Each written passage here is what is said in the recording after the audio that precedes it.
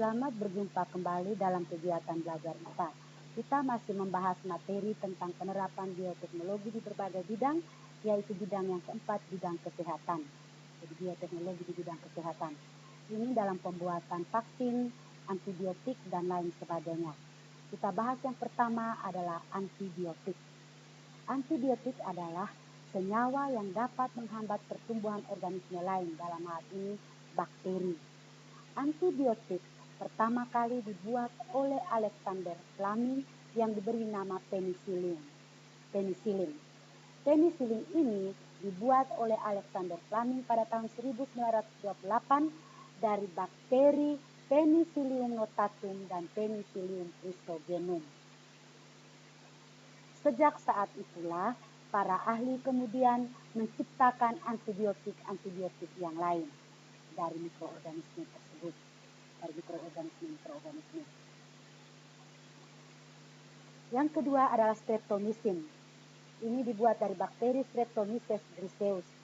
Yang ketiga, neomycin dibuat dari bakteri Streptomyces radiae.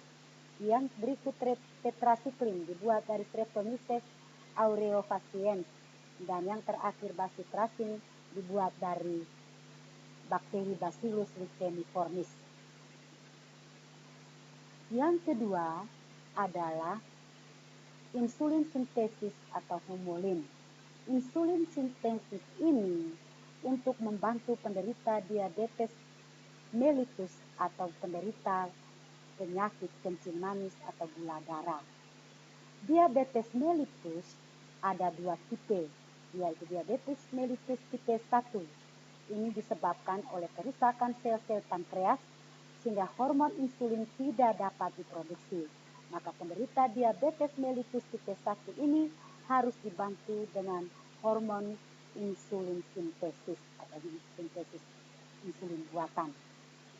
Yang kedua, diabetes mellitus tipe 2. Ini disebabkan kerusakan reseptor atau penerima hormon insulin yang ada di dalam hati. Rekombinasi gen pengode insulin pada bakteri E. coli ini untuk membuat pembuatan insulin sintesis ini. Sel pankreas dari tubuh manusia ini kita lihat ada DNA, ini ada gen. Gen ini diisolasi dari sel pankreas dari tubuh manusia. Jadi gen yang diinginkan itu diisolasi dari sel pankreas tubuh manusia. Kemudian pada bakteri E. coli ini ada kromosom dan ini adalah plasmid bakteri E. coli. Plasmid ini kemudian diisolasi dari tubuh bakteri E. coli. Ini diisolasikan.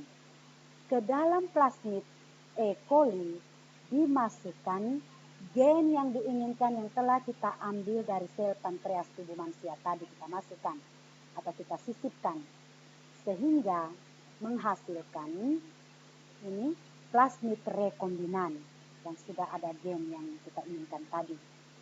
Plasmid rekombinan kemudian dimasukkan ke dalam tubuh bakteri.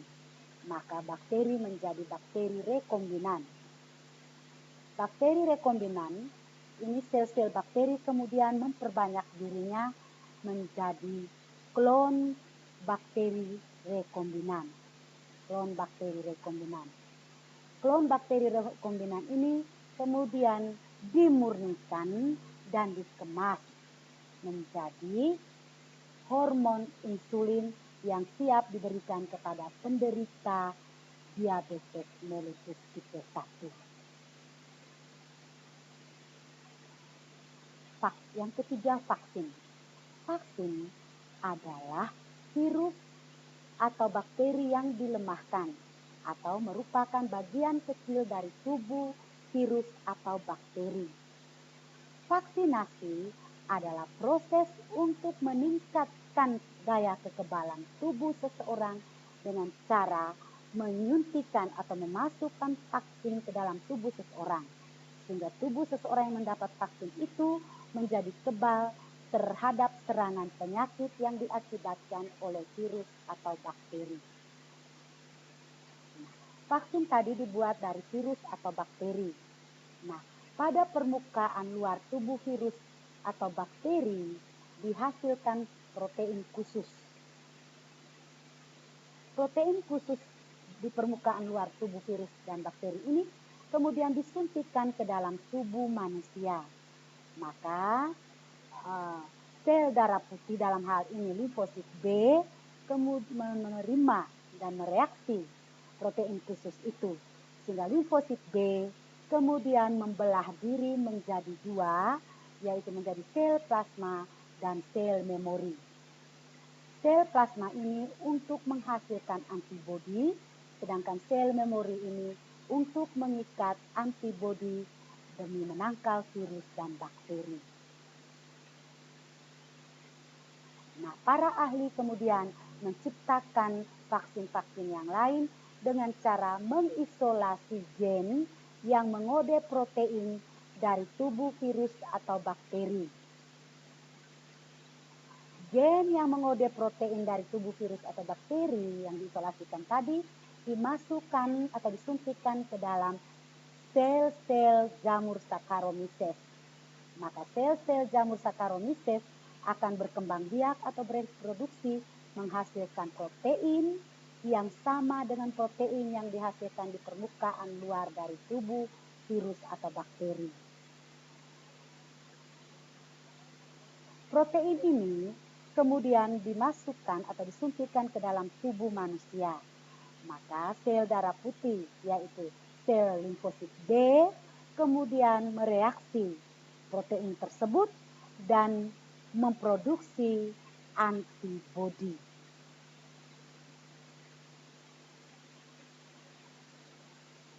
Yang keempat, antibodi monoklonal.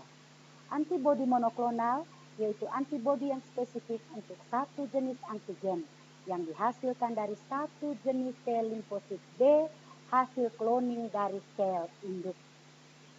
Antibodi monoklonal dihasilkan dari kultur sel yang melibatkan penggabungan atau fusi dari sel mieloma atau sel kanker dengan sel limfosit B yang diambil dari tikus atau kelinci.